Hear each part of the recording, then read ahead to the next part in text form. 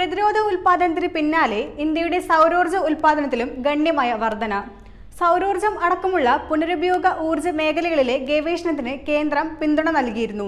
ലോകത്തിലെ മൂന്നാമത്തെ വലിയ പുനരുപയോഗ ഊർജ്ജ ഉൽപ്പാദക രാജ്യമാണ് ഇന്ത്യ.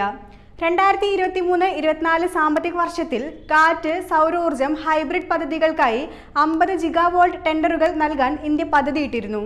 2021-ൽ 94.4 ജിഗാവോൾട്ട് ആയിരുന്നത് 2023-ൽ 119.1 ജിഗാവോൾട്ടായി ഉയർന്നു.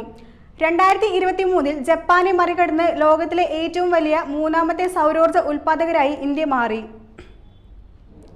എംബറിന്റെ ഗ്ലോബൽ ഇലക്ട്രിസിറ്റി റിവ്യൂ റിപ്പോർട്ടിലാണ് ഇക്കാര്യം പറയുന്നത്. സൗരോർജ്ജ ഉൽപ്പാദനത്തിൽ അത്ഭുതപൂർവമായ വളർച്ചയാണ് ഇന്ത്യ കൈവരിച്ചിരിക്കുന്നത്. 2023-ൽ ആഗോള വൈദ്യുതി ഉൽപ്പാദനത്തിന്റെ 5.5% സൗരോർജ്ജമായിരുന്നു. ഇക്കാലയളവിൽ ഇന്ത്യ 5.8% വൈദ്യുതി ഉൽപ്പാദിപ്പിച്ചതായി റിപ്പോർട്ടിൽ പറയുന്നുണ്ട്.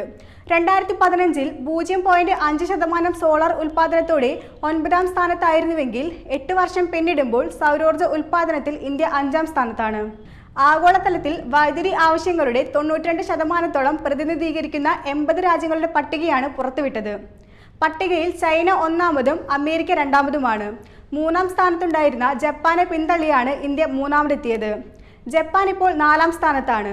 ജർമ്മനി 5ാം സ്ഥാനത്തും ബ്രസീൽ 6ാം സ്ഥാനത്തും ഓസ്ട്രേലിയ 7, സ്പെയിൻ 8, ഇറ്റലി 9, ദക്ഷിണ കൊറിയ 10 എന്നീ രാജ്യങ്ങളാണ് പട്ടികയിൽ ആദ്യ സ്ഥാനം കരസ്ഥമാക്കിയ രാജ്യങ്ങൾ. രാഷ്ട്രത്തിന്റെ വളർച്ചയ്ക്കും ലോകരാജ്യങ്ങളെ പിന്തള്ളി 1ാമതെത്താനുമുള്ള ഇന്ത്യയുടെ മുതൽക്കൂട്ടാണ് ഇത്തരം മുൻകയറ്റങ്ങൾ. ജപ്പാനെ പിന്തള്ളി ആ സ്ഥാനം കരസ്ഥമാക്കി മുന്നേറാൻ കഴിയുന്നുണ്ടെങ്കിൽ ഇനിയും പല മേഖലകളിലും ഇന്ത്യക്ക് കുതിച്ചുയരാൻ കഴിയും. വരുന്ന 5 വർഷങ്ങൾ അധികാരം പ്രധാനമന്ത്രി നരേന്ദ്രമോദിയുടെ കരങ്ങളിലാണെങ്കിൽ ഇനിയും ഇത്തരത്തിലുള്ള വളർച്ചകളും ഉയർച്ചകളും കേൾക്കാനും സാധിക്കും. കാരണം അതാണ് പ്രധാനമന്ത്രി നരേന്ദ്രമോദിയുടെ ഉറപ്പ്. കൂടുതൽ വാർത്തകൾ അറിയുവാനായി ഈ ചാനൽ സബ്സ്ക്രൈബ് ചെയ്ത് ഫോളോ ചെയ്യുക.